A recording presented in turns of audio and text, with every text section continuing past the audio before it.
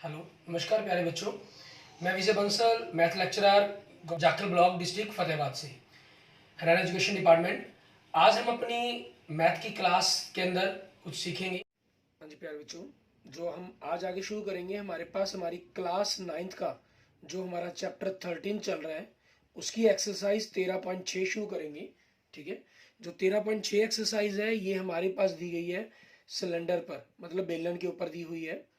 ठीक है, उसके आयतन के बारे में, उसके वॉल्यूम के बारे में हमने बात करनी है।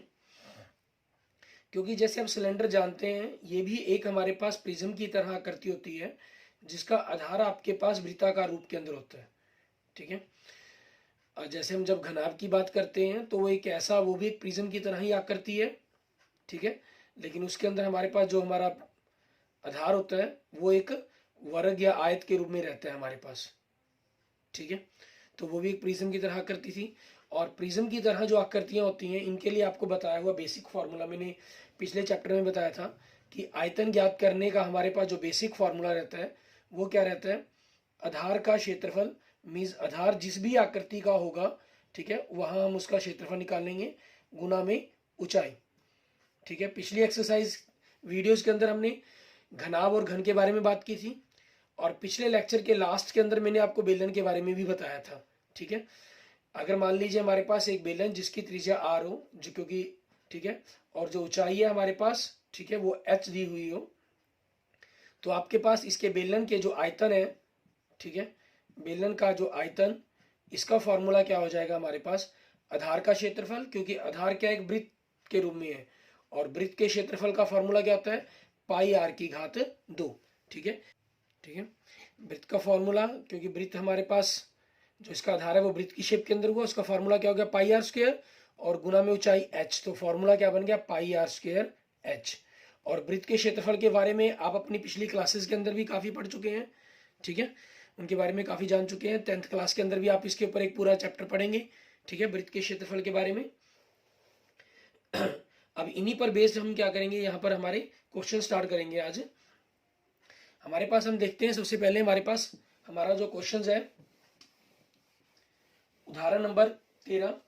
ठीक है, इसके अंदर जैसे देखें, आकृति के अंदर हमें दे रहा है किसी मंदिर के खंबे जो है हमारे पास, ठीक है, वो बेलनाकार है आपके पास, उदाहरण नंबर 13।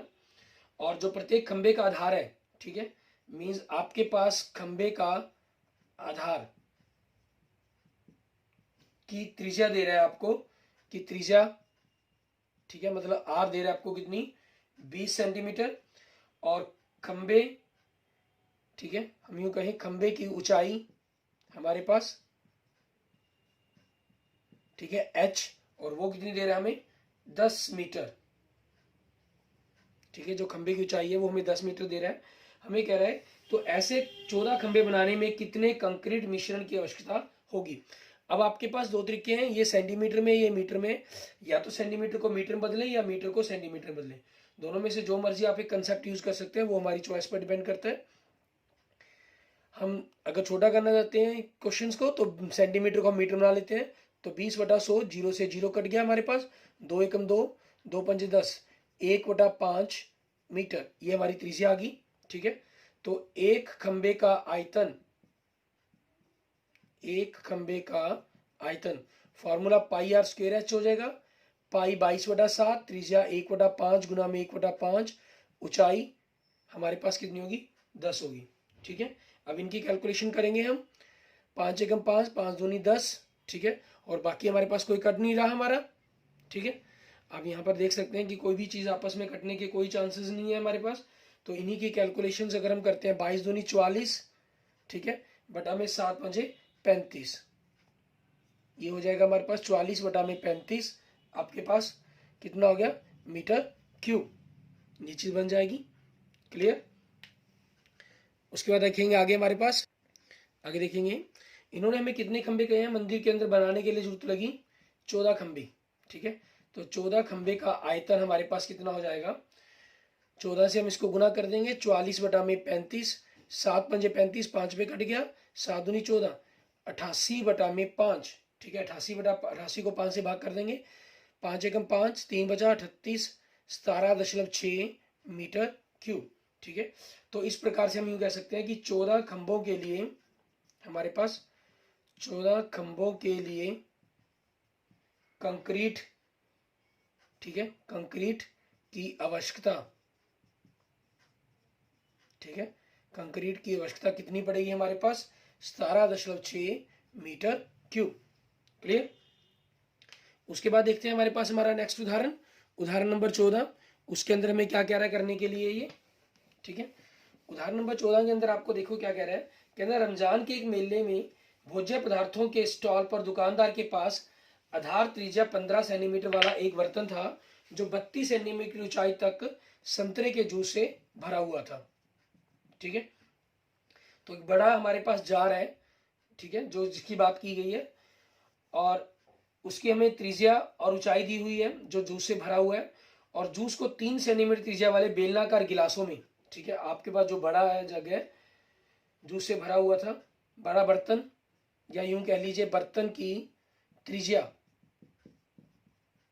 ठीक है, बड़ी आर आपके पास वो कितनी दी हुई है? 15 सेंटीमीटर। बर्तन की ऊंचाई,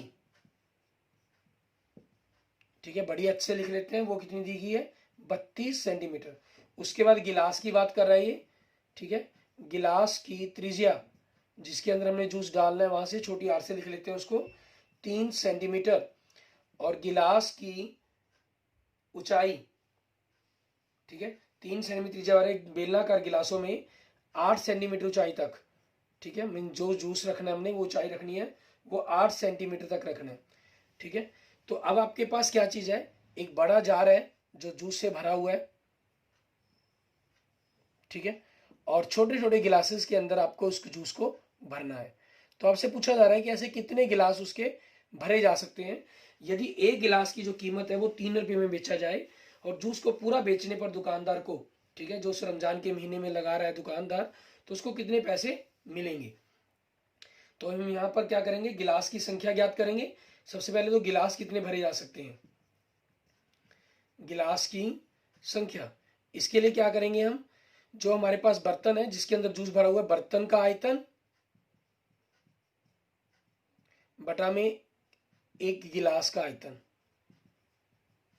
ठीक है। हमारे पास बर्तन का आयतन पाई आर स्क्वायर एच, बड़ी आर त्रिज्या होगी, और ये पाई आर स्क्वायर एच, पाई से पाई आपके पास कट गया, ठीक है, क्योंकि समान है। आर 15 गुना में 15 गुना में 32, और ये हमारे पास 3 गुना में 3 गुना में 8, 8 चौके 32, 4 पे कट गया, 3 पंजे 15, 3 पंजे 15, पंजों पंजे 25, 25 चौके 100 गिलास उससे भरे जा सकते हैं, ठीक है। और इन्होंने हमें दर क्या दी है, ठीक है, दर 3 रुपये प्रति गिलास, ठीक है, 3 रुपये प्रति गिलास। तो हमारे पास क्या लिखेंगे हम, दुकानदार को प्राप्त कुल राशि, ठीक है, उसके बाद जितना जूस था उसने 100 गिलास भर दिए उसे, और एक गिलास उसने 3 रुपये में बेचा, तो वो कितने रुपये कमाएगा? 300 रुपये कमाएगा, ठीक है। वो हमारे पास उसके प्राप्त की गई राशि हो जाएगी कुल उसकी दुकानदार की। क्लियर। इसके बाद देखेंगे हमारे पास हमारा नेक्स्ट क्वेश्चन, ठीक है, हमारे पास उदाहरण हो गया, हम एक्सरसाइज के क्वेश्चंस देखेंगे। एक्सरसाइज का हमारे पास पहला क्वेश्चन देखें, ठीक है, उसके अंदर हमें क्या कह रहा है ये करने के लिए। इसी प्रकार से सिंपल आपको बेलन पर क्वेश्चंस दिए गए हैं और कुछ नहीं है अलग से। इसके अंदर हमारे पास पहले क्वेश्चंस के अंदर हमें दे रहा है, क्वेश्चन नंबर 1 के अंदर एक बेलनाकार बर्तन के आधार की परिधि, ठीक है, बेलनाकार बर्तन के आधार की परिधि जो हमें दे रहा है ये, वो कितनी दे रहा है? 132 सेंटीमीटर, क्योंकि बेलनाकार आधार है, और बेलनाकार आधार का जो आधार है वो कैसा होता है? वृत्त के रूप में। तो उसकी परिधि क्या हो जाएगी? 2 पाई आर 132। यहां से आर आपके पास 132 बटा में 2 पाई, तो 132 बटा में 2 पाई, पाई कितना होता है? 22 बटा 7, 22 एकम 22, 22 छिके 132, 2 एकम 2, 3 दूनी 6, तो कट जाएगा। हमारे पास त्रिज्या कितनी आ गई हमारी? 21 सेंटीमीटर, ठीक है, उसकी हमारे पास त्रिज्या आ गई। आगे क्या करें, उसकी ऊंचाई हमारे पास कितनी है? 25 सेंटीमीटर है, ठीक है। बर्तन की ऊंचाई, बर्तन की ऊंचाई कितनी दे रहा है हमें, 25 सेंटीमीटर। यहां से हमारे पास त्रिज्या आ गई, यहां से उसकी ऊंचाई आ गई। तो इस बर्तन में कितने लीटर पानी आ सकता है, हमें लीटर पूछ रहा है, लेकिन हम ज्ञात तो आयतन करेंगे। आप जानते हैं पिछले एक्सरसाइज के अंदर भी आपको मैं करवा चुका हूं, 13.5 के अंदर घनाभ और घन के बारे में जब समझाया गया था। आप आयतन ज्ञात करेंगे, क्योंकि बेलन के बारे में बात की गई, तो पाई आर स्क्वायर एच, पाई 22/7, त्रिज्या आर कितनी है 21 गुना में 21, और ऊंचाई कितनी है 25। 7 एकम 7, 7 तिये 21। आपने इनको काट दिया, ठीक है। तो हमारे पास इतना आपके पास आंसर आ जाएगा 22 गुना में 21 गुना में 3 गुना में 25 सेंटीमीटर क्यूब। ये हमारा आयतन आ गया। अब इन्होंने हमें लीटर में निकालने के लिए कहा है कितने लीटर पानी आ सकता है, मीन्स धारिता कह रहा है हमें, ठीक है, बर्तन की धारिता, ठीक है, हमें बतानी है। तो उसके अंदर कितने लीटर पानी आ जाएगा वो चीज हो जाएगी। और आपके पास क्योंकि सेंटीमीटर क्यूब है, 22 गुना 21 गुना 3 गुना में 25 बटा में क्या हो जाएगा 1000। ये इतने लीटर आपका आंसर बन जाएगा। क्योंकि रीजन क्या है, 1000 सेंटीमीटर क्यूब आपके पास 1 लीटर के बराबर होता है, ठीक है। तो अब इसी से इनको काटेंगे, 25 एकम 25, 25 के 100, 40 जीरो पे कट गया हमारे पास, 2 पे कटेगा तो 20 दूनी 40, 11 दूनी 22, ये हमारे पास आ गया, ठीक है। अब इनकी हम कैलकुलेशन अगर करते हैं, 21 दिए 63, 63 को 11 से गुना करेंगे 693 बटा में 20, ठीक है। ये हमारे पास हमारे क्वेश्चन का आंसर बन जाएगा। अब ये हमारे पास 693 बटा 20 क्या आ गया हमारे पास, हमारा लीटर के अंदर आंसर आ गया। लेकिन इसके अंदर अगर आप इसको पॉइंटों में निकालना चाहते हैं, ठीक है, तो आप इसको भाग कर देंगे 693 को 20 से। जैसे आप 693 को 20 से भाग करते हैं, ठीक है, तो 20 दिए 60, 9 ऊपर से 3 उतारा, 20 चौके 80, 34 दशमलव, फिर आपके पास कितना बचा 13, तो दशमलव लगाकर जीरो उतार लेंगे, 20 छिके 120, 10 बचा, फिर एक जीरो उतारी तो 20 पंजे 100, ठीक है। तो कितना आ गया हमारे पास 34.65 लीटर। ये आपके पास आपके क्वेश्चन का आंसर बन जाएगा 34.65 लीटर, ठीक है। उस बर्तन के अंदर पानी आ सकता है आपके पास, क्लियर। उसके बाद हम देखेंगे हमारे पास हमारा नेक्स्ट क्वेश्चन, क्वेश्चन नंबर 2। उसके अंदर हमें क्या कह रहा है करने के लिए, उसके बारे में जानते हैं। क्वेश्चन नंबर 2 के अंदर देखें, आपको कह रहा है कि लकड़ी के एक बेलनाकार पाइप का जो आंतरिक व्यास है वो 24 सेंटीमीटर है और बाहरी व्यास है जो वो 28 सेंटीमीटर है, ठीक है। आपके पास क्वेश्चन नंबर 2 देखें, हमें बेलनाकार पाइप का आंतरिक व्यास लकड़ी की बेलनाकार पाइप का आंतरिक व्यास आपके पास, ठीक है, वो कितना दे रहा है हमें 24 सेंटीमीटर दे रहा है, ठीक है। आगे देखेंगे, लकड़ी की बेलनाकार पाइप का आंतरिक की जगह हमें क्या दिया गया है बाहरी व्यास, वो कितना दिया हुआ है 28 सेंटीमीटर, ठीक है। अब इसके अंदर देखें इस पाइप की लंबाई दी हुई हमें, ये व्यास दिए गए। सबसे पहले तो हम इनकी त्रिज्या निकाल लें, तो आंतरिक त्रिज्या आपके पास क्या हो जाएगी, ठीक है, आंतरिक त्रिज्या इसको हम छोटी आर से लिख लेंगे, हमारे पास 24 बटा में 2 हमारा 12 सेंटीमीटर आ गया। तो और बाहरी त्रिज्या हमारी, ठीक है, इसको हम बड़ी आर से लिख लेते हैं हमारे पास, ठीक है, 28 का आधा हमारे पास 14 सेंटीमीटर आ जाएगा। और आगे क्या दे रहा है हमें पाइप की लंबाई, ठीक है, पाइप की लंबाई मीन्स आपके लिए एक प्रकार से वो ऊंचाई की तरह होगी, ठीक है, ऊंचाई ही कह लें हम h, वो हमें कितनी दे रहा है 35 सेंटीमीटर। कहना इस पाइप का द्रव्यमान ज्ञात कीजिए, मीन्स वजन ज्ञात करें यदि इसके अंदर लगी हुई जो लकड़ी है 1 सेंटीमीटर लकड़ी का द्रव्यमान 0.6 ग्राम हो, ठीक है। तो आप इस प्रकार से देखें, पहला नंबर पाइप है किस टाइप की आपके पास, तो वो चीज जानकारी हमारे पास होनी चाहिए। आपको पाइप इस टाइप की दी गई है जिसके अंदर बाहरी और आंतरिक त्रिज्याओं के कारण, ठीक है, जैसे हम प्लास्टिक की कोई पाइप देखते हैं जस्ट लाइक वैसे ही हमारे पास कोई पाइप है ये, ठीक है, आपके पास उसी तरह से बना हुआ ये पाइप है, ठीक है, जो देखने के अंदर आपके पास इस तरीके से उसकी कुछ मोटाई आपको दिखाई दे रही है लकड़ी की बनी हुई। ठीक है हमारे पास। अब हमें, क्योंकि लकड़ी आपके पास सिर्फ इसमें लगी हुई है, बीच में से तो ये खोखली होगी पाइप आपकी पूरी की पूरी। ठीक है, तो हम क्या करेंगे इसके लिए, इसके बाहरी आयतन में से हम आंतरिक आयतन घटा देंगे। ठीक है, तो उससे होगा क्या हमारे पास, आप त्रिज्या बाहरी की लेंगे। ठीक है, तो बाहरी आयतन निकलेगा, आंतरिक त्रिज्या लेंगे तो आंतरिक आयतन आ जाएगा, तो बीच में से हमारे पास वो खत्म हो जाएगा। तो हम इसमें क्या करते हैं, लकड़ी का आयतन,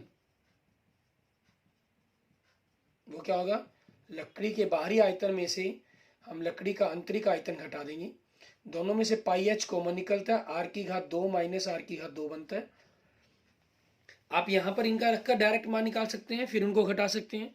कॉमन निकालना चाहे तो कॉमन निकाल सकते हैं, जैसे हम कर रहे हैं कैलकुलेशन, ए स्क्र माइनस बी स्क्र, ए माइनस बी, ए प्लस बी। पाई का मान 22/7, एच 35, 14 माइनस 12 और 14 प्लस 12, 5 7 35 आपके पास कट गया। 22 पंजे 110 गुना में 14 में से 12 गए 2, 7 पंजे 35, 5 पे कटा था क्योंकि ये, और 14 और 12 26।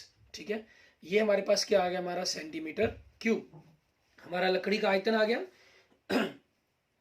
अब इन्होंने दिया क्या हुआ है, क्योंकि 1 सेंटीमीटर क्यूब लकड़ी का द्रव्यमान कितना दे रहा है हमें, ये 0.6 ग्राम। ठीक है, तो आपके पास जितना भी आयतन है हमें इनकी ही गुना करनी होगी। ठीक है, तो उसी के अकॉर्डिंग हम चलते हैं हमारे पास। तो लकड़ी का द्रव्यमान, ठीक है, तो हम क्या करेंगे, जो लकड़ी का आयतन 110 गुना 2 गुना 26 गुना में 6/10, 0 से 0 कट गई हमारे पास, इनकी गुना करेंगे। 26 दूनी 52, 52 को हमने 6 से गुना करना है। ठीक है, कितना हो गया हमारे पास 312। अब हम इसको क्योंकि 11 से गुना करना है, तो 11 से आप जानते हैं 2 का 2, फिर 2 और 1 का जोड़ 3, फिर इसको छोड़ दिया 2, 3 और 1 का जोड़ 4, फिर 1 को छोड़ दिया 3, तो कितना बन गया हमारे पास 3432 ग्राम। ठीक है, और इसको किलोग्राम बनाना है तो 1000 से भाग कर दिया, मतलब पीछे से 3 अंक छोड़कर दशमलव लगा देंगे, किलोग्राम। ठीक है, ये हमारे पास उस लकड़ी का द्रव्यमान आ जाएगा जो आपके पास उस बेलनाकार पाइप को बनाने के अंदर यूज हुई है, जिसका टोटल जो वजन है हमारे पास 3 किलो 432 ग्राम आपके पास बनेगा। क्लियर, इस तरीके से हमारा ये क्वेश्चन नंबर 2 हो जाएगा। ठीक है, उसके बाद देखेंगे हमारे पास हमारा नेक्स्ट क्वेश्चन, क्वेश्चन नंबर 3, उसके अंदर हमें क्या कह रहा है करने के लिए, उसके बारे में जानते हैं। इसमें कह रहा है एक सॉफ्ट ड्रिंक बनाने वाली कंपनी 2 प्रकार के पैकों में उपलब्ध है। एक लंबाई 5 सेंटीमीटर और चौड़ाई 4 सेंटीमीटर वाले एक आयताकार आधार का टीन का डिब्बा जिसकी ऊंचाई 15 सेंटीमीटर है, और दूसरा व्यास 7 सेंटीमीटर और वाले वृत्तीय आधार और 10 सेंटीमीटर ऊंचाई वाले एक प्लास्टिक का बेलनाकार डिब्बा। किस डिब्बे की धारिता अधिक है और कितनी, हमें ये बताना है। तो क्वेश्चन नंबर 3 देखें, इसके अंदर हमारे पास इसके पहले भाग में दे रहे हैं। ठीक है, हमें लंबाई चौड़ाई और ऊंचाई की बात कर रहे हैं। लंबाई L हमें दे रहा है 5 सेंटीमीटर, चौड़ाई B आपको दे रहा है 4 सेंटीमीटर। ठीक है, और ऊंचाई H हमें दे रहा है कितनी, 15 सेंटीमीटर। ठीक है, तो आपके पास सॉफ्ट ड्रिंक के डिब्बे का आयतन, ठीक है, सॉफ्ट ड्रिंक के डिब्बे का आयतन, क्योंकि आपके पास लंबाई चौड़ाई ऊंचाई तीनों चीज दी गई हैं, तो मतलब ये एक प्रकार से घनावाकार है, तो इसका फॉर्मूला क्या हो जाएगा, लंबाई गुना चौड़ाई गुना ऊंचाई। ठीक है, पिछले एक्सरसाइज 13.5 में हमने किया है, तो 5 गुना में 4 गुना में 15, 5 चौके 20, 20 को हमने 15 से गुना किया, 300 सेंटीमीटर क्यूब। ठीक है, और क्योंकि इसको लीटर में हमें जो अंतर है, इन्होंने लास्ट में देखिए आपको क्या कह रहा है, तो किस डिब्बे की धारिता अधिक है और कितनी, ये हमारा आयतन आया है, तो इसकी हम धारिता भी ज्ञात करेंगे। ठीक है, धारिता कितनी हो जाएगी आपके पास इसकी, 300 बटा में 1000 लीटर, 2 0 से 2 0 अगर हम काट दें तो 0.3 लीटर, ये हम कह सकते हैं, क्योंकि 1000 सेंटीमीटर क्यूब आपके पास 1 लीटर के बराबर होता है। ठीक है, इसके दूसरे भाग में देखें, क्योंकि वो आपके पास बेलनाकार डिब्बे की बात कर रहे हैं वहां पर। ठीक है, कह रहा व्यास 7 सेंटीमीटर वाले वृत्तीय आधार और 10 सेंटीमीटर ऊंचाई वाले प्लास्टिक के बेलनाकार डिब्बे में। ठीक है, तो अब इसमें लिखेंगे हम बेलनाकार डिब्बे का व्यास दे रहे हैं हमें। ठीक है, व्यास 7 सेंटीमीटर, तो जो त्रिज्या है हमारे पास वो कितनी हो जाएगी। ठीक है, आप त्रिज्या निकालना चाहें, त्रिज्या r, तो 7/2 सेंटीमीटर। और आगे बेलनाकार डिब्बे की ऊंचाई, ठीक है, इसकी ऊंचाई कितनी बनती है उसके बारे में देखेंगे।